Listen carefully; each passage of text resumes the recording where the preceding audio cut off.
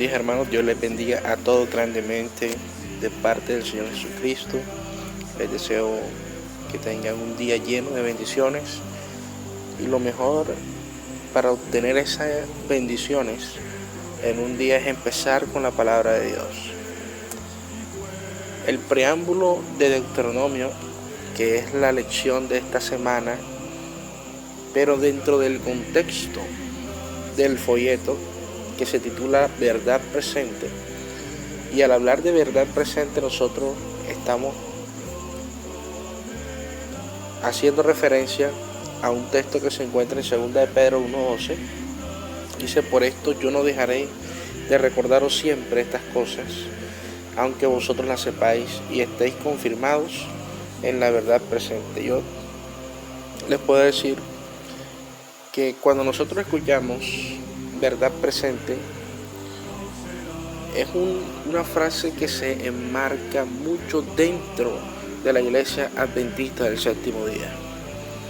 Y muy rara vez usted va a escuchar que se mencione la palabra o la frase verdad presente separada del texto fuera de la iglesia adventista del séptimo día. Cuando nosotros nos hablan de verdad presente, se nos viene a la mente todo el mensaje, todo lo que encierra el mensaje adventista. Se nos viene a la mente en la segunda venida, se nos viene a la mente el santuario, se nos viene a la mente el espíritu de profecía y las profecías explicadas dentro del contexto del espíritu de profecía, el comentario bíblico adventista, toda la interpretación que hay sobre la Biblia y los comentarios. Es decir, el verdad presente para nosotros encierra el momento en el que nosotros vivimos respecto al tiempo y al mensaje que se debe predicar. Pero no es cierto que verdad presente determine un mensaje que sea exclusivo para este tiempo, porque la Biblia abarca todos los tiempos del ser humano. Por lo tanto, la verdad presente es un concepto que siempre ha existido, que ha trascendido en el tiempo, que la iglesia siempre lo ha predicado y que no es diferente a lo que nosotros vamos a predicar hoy en día. Así que verdad presente no es una parte de la Biblia que se tiene que predicar con mayor énfasis el día de hoy. Eso no es cierto. Eso es una falacia que se hizo bastante popular dentro de ciertos sectores extremistas que han salido de la iglesia y que hay también dentro de la iglesia, sino que verdad presente es una verdad que permanece, una verdad que es presente para el mundo, no para el tiempo. El apóstol Pablo, y siempre se ha dicho, los grandes teólogos, los grandes eruditos, por ejemplo, que la teología de Pablo, la teología paulina, es la teología de la cruz.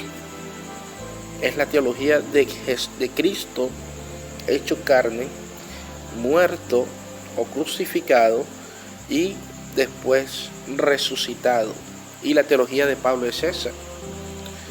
Y la verdad presente que se encarna en Cristo Jesús se debe predicar en todos los tiempos. Se predicó en el pasado, se predicó durante la Edad Media, se predicó durante la Reforma, se predicó en el movimiento adventista cuando empezó a surgir antes de 1843, 1844, y se sigue predicando la verdad de la cruz después de 1844.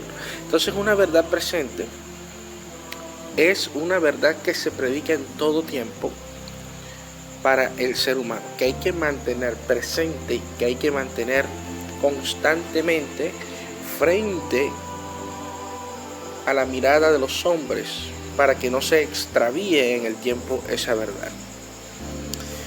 Primera de Juan 4:8 dice: el que no ama no ha conocido a Dios, porque Dios es amor.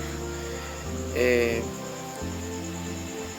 el pacto del Sinaí, nosotros sabemos lo que el Sinaí representan el lugar donde se dan las tablas de la ley, donde el Señor en su propia presencia le da a Moisés unas tablas, de los cuales uno de esos mandamientos fue escrito con el propio dedo de Dios. Y de hecho todos los mandamientos fueron escritos con el dedo mismo de Dios, como está escrito en el libro de los Éxodos. Pero ¿qué es el pacto del Sinaí?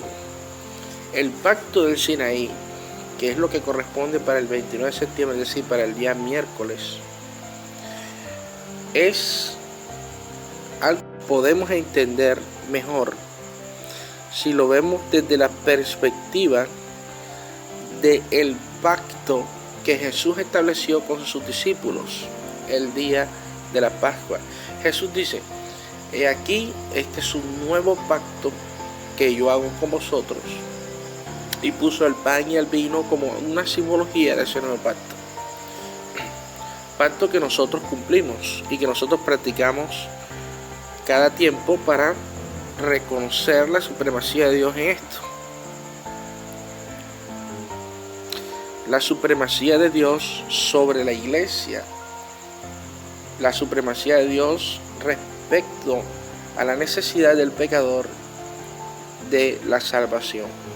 Así que el pacto del Sinaí es un pacto que entra a formar parte de una promesa, porque el pacto se lo había hecho Dios inicialmente con Abraham, pero antes de Abraham lo había hecho con Adán, prometiéndole una simiente que iba a venir y romper las consecuencias del pecado en este mundo. Sin embargo, cuando llega Abraham, Dios hace un pacto personal con Abraham, el cual consiste en que haré de ti una gran nación y benditas serán todas las naciones en ti. Abraham. ¿Por qué? Porque de Abraham saldría la tribu de Judá, y de la tribu de Judá saldría específicamente el Mesías, y a través de Jesús iban a ser benditas todas las naciones de la tierra, todas esas familias que creyeran en ese pacto. Pero el pueblo de Israel creció por la promesa del pacto con Abraham.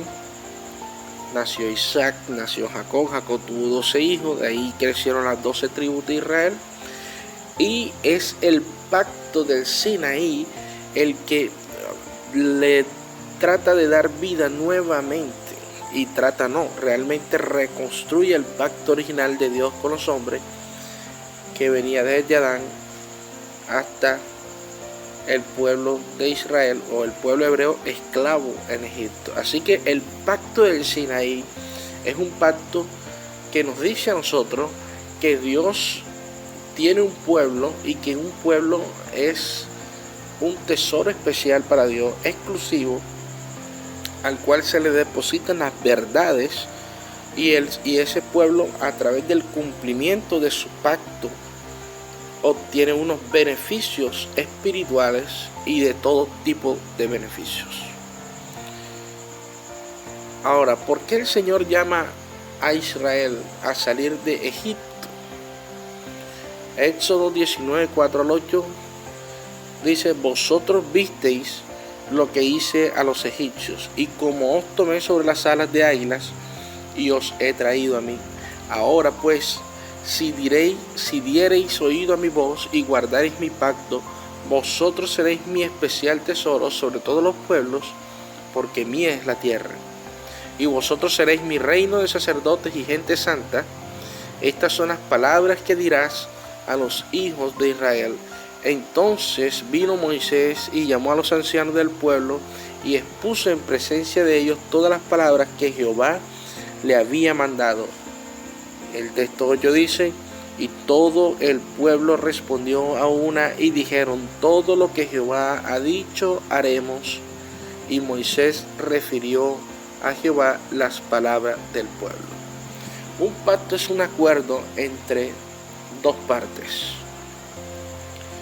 Y en el versículo 8 es en donde se ponen de acuerdo las dos partes, es decir, firman un acuerdo, firman un pacto.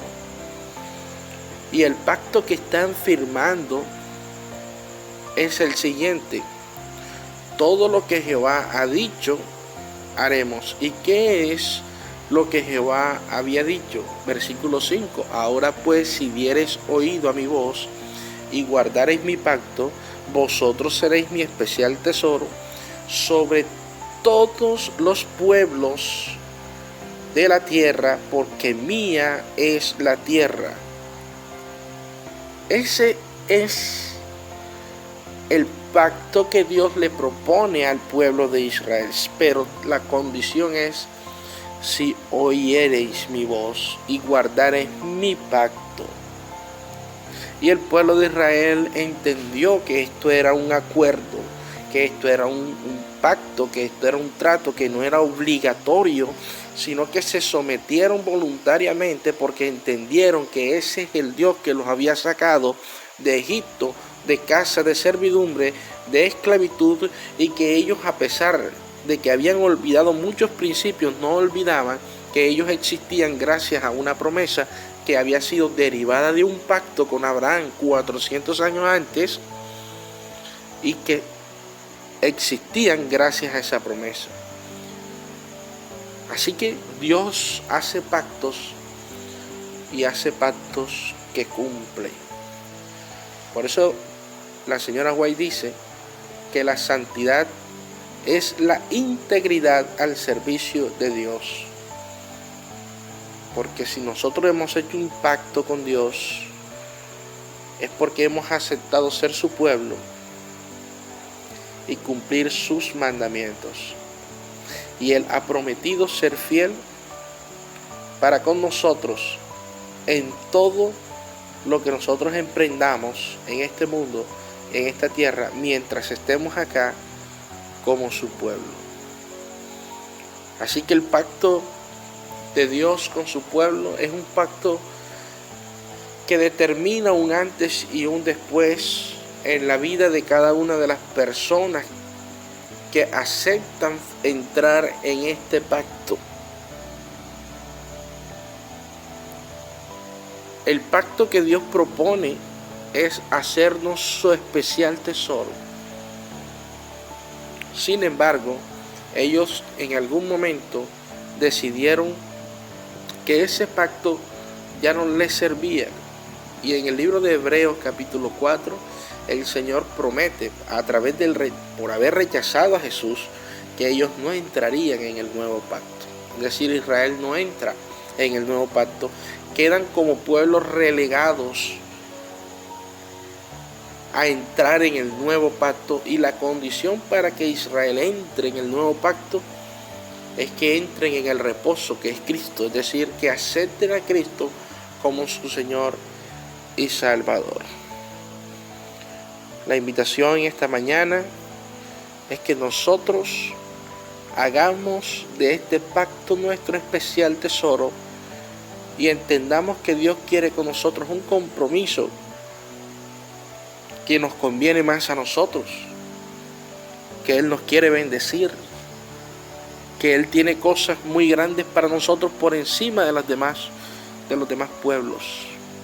Está en su palabra. Dios les bendiga en esta hora y que tengan un feliz día.